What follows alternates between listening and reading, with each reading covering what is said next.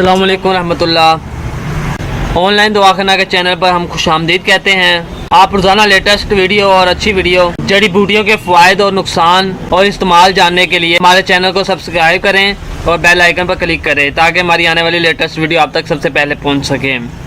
दोस्तों, उम्मीद करता हूं कि आप सब अल्लाह के फजल से खैरियत से होंगे और पूरे जोश से इबादत में मगन होंगे। हम अल्लाह ताला से दुआ करते हैं कि अल्लाह ताला हम सब को मुकम्मल रमज़ान के रोज़े रखने की तौफीक अता फरमाए।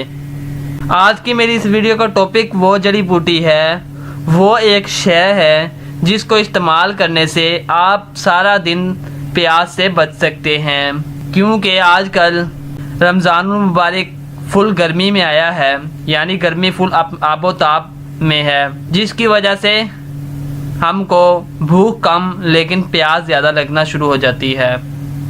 उसका हल ये है कि आप उस जड़ी बूटी के चंद दाने खा लें। आपको सारा दिन प्यास नहीं लगेगी, आपका सारा दिन बिल्कुल अच्छा और पुरसकून गुजरेगा और गर्मी से भी बचे रहेंगे।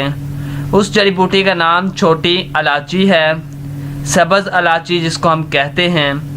सब्ज़ इलायची के बहुत से फ़वाइद हैं। गर्मी को दूर करती है, उसकी तासीर ठंडी होती है, जिस्म को फरबा बख्शती है और प्यास को ख़त्म करती है।